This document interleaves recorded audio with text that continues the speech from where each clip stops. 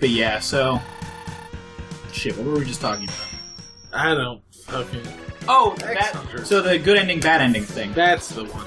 Oh my god, do I not go and get the last thing in this run?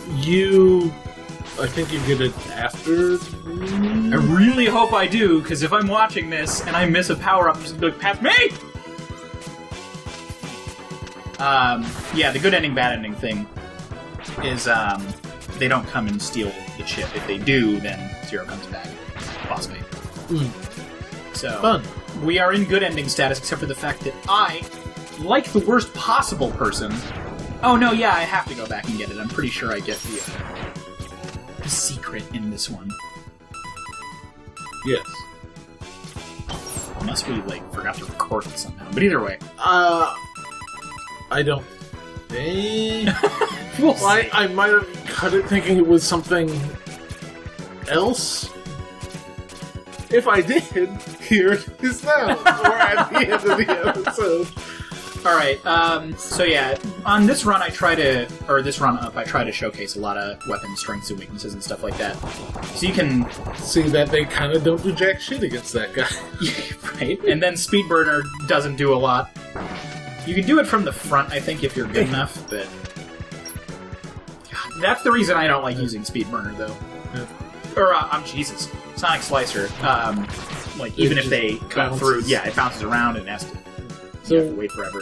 We can't really hear it right now, but this music fucking rocks. I like it quite a bit, yes. X2's got... So it has... I don't know, you know what? Honestly, X2 has a really good overall soundtrack. It's not until a little bit later that there's ones where it's like, I could skip this stage. But in X1 and 2, it's just like, everyone is just so... I can't believe how good this is. It really kind of starts with 3, I think. At least Dr. Light's music sucks balls in that one. Yeah, it really does, but... Also, why is this level ice-themed? Because you're in the North Pole, remember? You're at .00, the North Pole, and then it's this teeny-ass island. I was going to mention it, but I completely spaced about it. Something global warming. There you go. Oh my god! Ice caps melting. I mean, I guess... Robo-future. Yeah, I was going to say because of all the robots, I bet.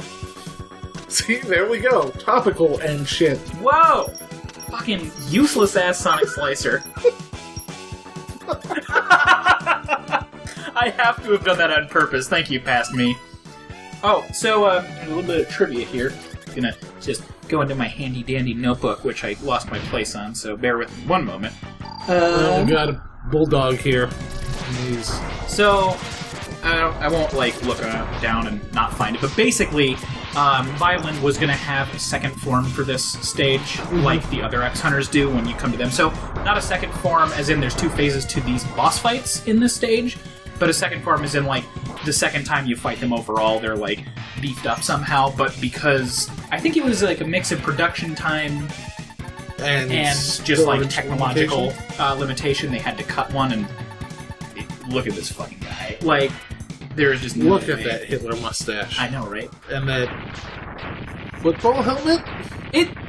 Yeah, Violin's real weird. I can't... in that art, he looks like a dog, that art that I'm showing on the screen right now for your benefit. One cool thing that these Fortress stages do that I don't think happens very frequently in any of the other ones is every mini-boss has Dynamo. Or, every boss has Dynamo.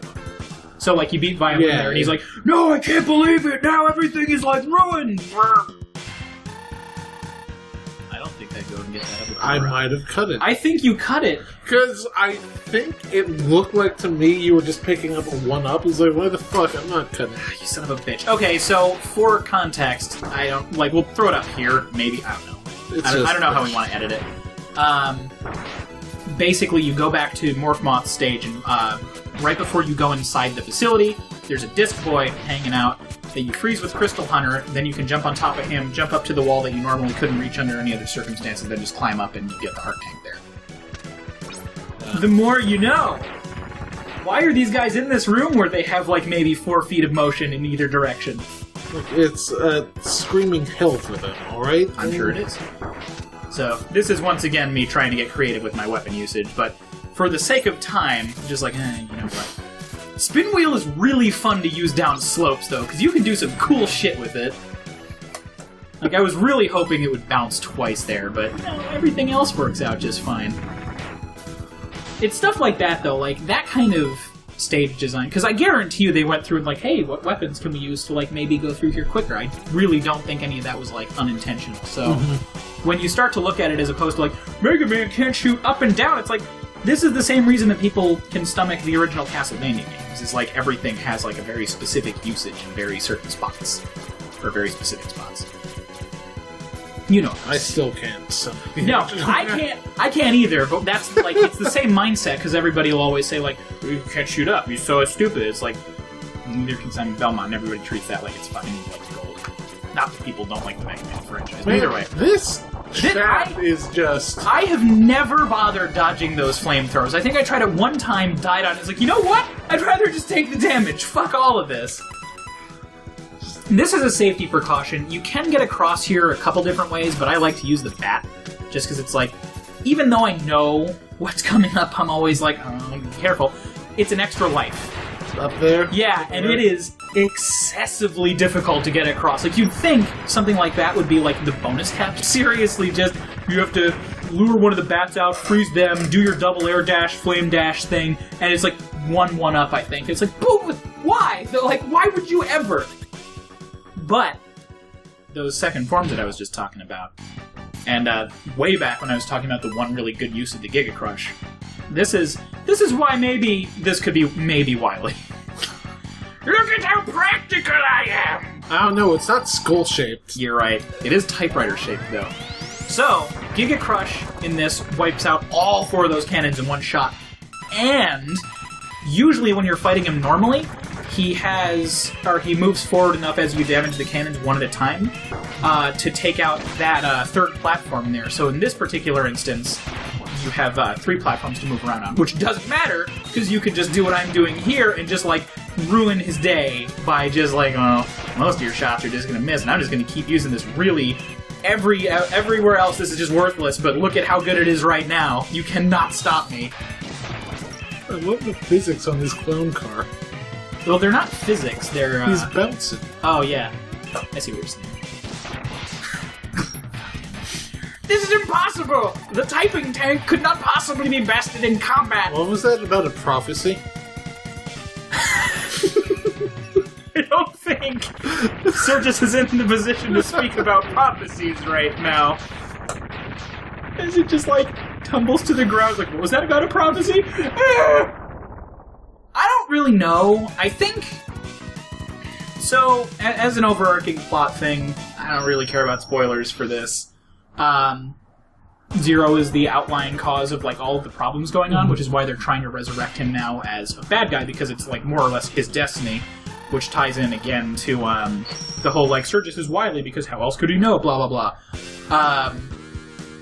So I'm assuming the prophecy is them kind of, like, almost thinking about Zero as, like, a religious object or, like, a messiah or something, because that kind of symbolism comes up a lot. Like, in, the Zero games, when you fight Omega, which is Zero's original body... Spoilers for the Zero games. Because I don't think I'm ever going to play through this, so... You're going to go get those elsewhere, maybe, I don't care. Omega, in the final phase of that fight, which is a really, really cool boss fight, all things considered, actually has a line of Japanese dialogue, even though it's just a Game Boy Advance game, and it translates to, I am the Messiah. So it's basically like, oh, alright. If someone can read Japanese and can go look at the Japanese dialogue box for this one, I'd really love to know what it actually says, because that just reeks of English to me. The prophecy! Alright, so coming up, I am super proud of this. Also, I always run up there and try to get this fucking health before I kill him, so I always inevitably take me out like that. I always take damage, which I guess doesn't really apply much right here, but anyway. So, there's a bunch of different ways you can do this. I like to dash and cling to these walls, because it actually, like, you panic a little bit, but it does work. And then if you time your double charge shot there, it's fine. Do a short hop dash there, switch to your speed burner, and then this is the tricky one. It's almost like the double air dash, but it's way more technical. So you charge the speed burner up, jump, and do your dash, fall, dash that way, and then you're good to go. Cling down this wall, and then you get a secret surprise. Boy, I love surprises. A secret surprise. Secret surprise. Yeah. I love those. They're the best. So, I cannot believe I did this in one shot on this one. Oh, bye, Dr. Light. Like, I love that dialogue. I'm not worthy. Maybe that's why that dialogue is there. Like, it actually covers him up. It's like, oh, you don't even look at me. I'm pig filth compared to you. But yeah, a special surprise. It doesn't have the Street Fighter gi in this one, which I'm glad. But this one is the Shoryuken. Get the Dragon Punch, which is pretty rad, actually. I like it way more than the Hadoken, just because it's animated a little bit better, it's more interesting, it's more creative. It's a little bit harder to pull off, kinda. Like, I'm bad at them. I really prefer the way they're done in the Game Boy games, which, you know. But it is a lot of fun. They're not technically instant kills. So the way the Hadoken works is it is basically just like on contact, the projectile does like all of the damage and it just kills things. Why are you fucking around with this? I wasn't fucking around with them, I was trying to make sure I didn't get like hung up on the spikes. Because like, I'm okay just like plowing through here, but I don't want to like get hit by it, run out of grace and vulnerability while I'm like panic recovering and, you know, fuck up. Which I finally just say fuck it to there. But, so anyway, the way the Shoryuken works, as opposed to the Hadoken, is it has a long hitbox, kind of, and it turns X invincible when you're actually active. It might be intangible. Pretty sure intangible. And it hits multiple times really rapidly. So theoretically, you can hit something with the punch. I know. I'm upset. We talk about this in the other one, so I'm going to use this opportunity to say, just use Magnet Mine, shoot him straight up. Or, if you didn't take damage like I did, like a dumbass, or you don't mind using the sub-tank, just use the Shoryuken and kill him in like one shot. I was tempted to show it off in this, but I didn't want to waste a sub-tank and then cycle back and refill it again, so it's like, you know what? It's fine. Everybody already knows. What was I just saying there? Oh, so theoretically, if you pass through an enemy quickly enough that has enough health, like a boss fight, you won't kill them in one hit with it. So you kind of need to time things a certain way where you'll get, like, you'll be inside their sprite just enough where it hits, like, 2 or 3 times, which is basically how you beat us. Alright, bye, Sword Fighter. You know, Sword Fighter, like a fighter jet. I genuinely don't understand that one. At least Surgis's makes sense with like, it mentioned at all in the book? No. Great. Mm-hmm.